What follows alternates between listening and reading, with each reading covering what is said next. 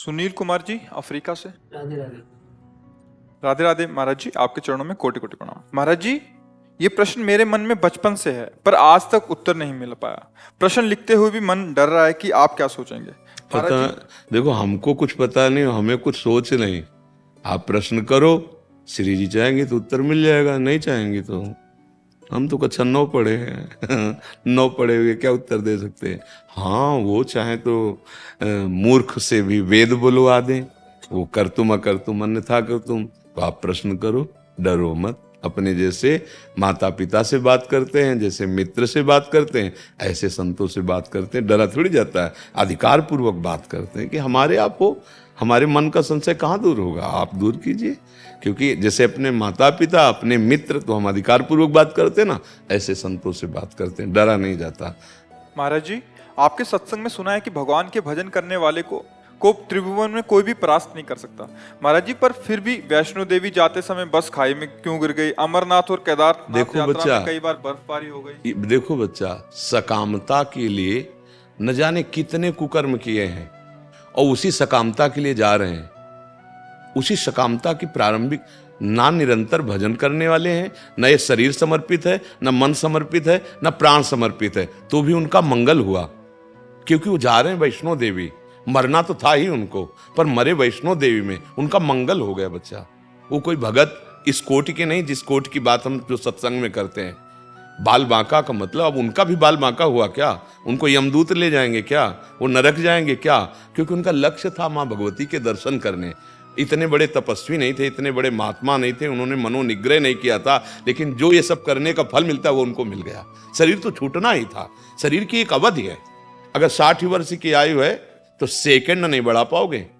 Second 60 वर्ष तक तुमने जितनी संपत्ति कमाई सब दे दो और 1 सेकंड श्वास बढ़वा लो, ऐसा सृष्टि में विधान नहीं है। ऐसी कीमती श्वासों को भगवान में लगाया ही नहीं, पर फिर भी काम बन गया। बद्री नारायण गए, बस कंट्रोल बाहर हुई, सब के सब मर गए। कहां पहुंचे? भगवान। इसको निगेटिव के लेते हो, नकारात्मक सोच में के लेते हो।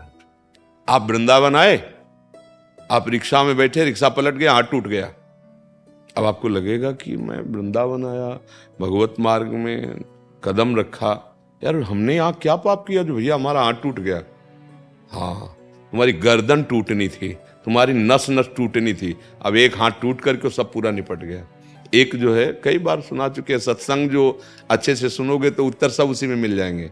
बाल्यावस्था से भजन में लगे हुए थे, तो यौवन अवस्था थी, बैरागी बनकर गंगा स्नान करने जा रहे थे कि 90 लोग उधर से, कोई भाला, कोई लाठी, कोई तलवार, उस समय ये चलती थी, वो घेर लिए उनको मारने के लिए।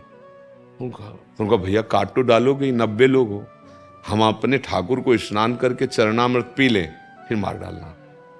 स्नान किया, वो लोग रुके रहे, ठाकुर जी को स्नान किया, चरणामृत किया और भाव में हुए कि प्रभु हमसे इस जन्म में कोई गलती तो हुई नहीं, फिर मतलब इतना बड़ा दंड, 90 लोग हमें एक साथ मारेंगे। तो भगवान उनके भाव में प्रकट हुए, बोले देखो अब तुम हमारे पास आ रहे हो, तुमने 90 ऐसे बड़े भयंकर हिंसात्मक अपराध किए थे कि तुम्हारे 90 जन्म होते और एक एक करके तुम्हें 90 मारते। मेरे इसी जन्म के 10-20 वर्ष के भजन का प्रताप ये है कि 90 एक साथ मारेंगे, अब मारेंगे, बचोगे नहीं। अब पर तुम हमारे पास आ रहे हो और तुम्हें और कुछ नहीं हो। अनंत जन्मों का रजिस्टर नष्ट हो गया और सीधे भगवत प्राप्ति हुई। पर देखने में लगा कि 90 लोगों ने मिलकर भक्त की हिंसा कर दी।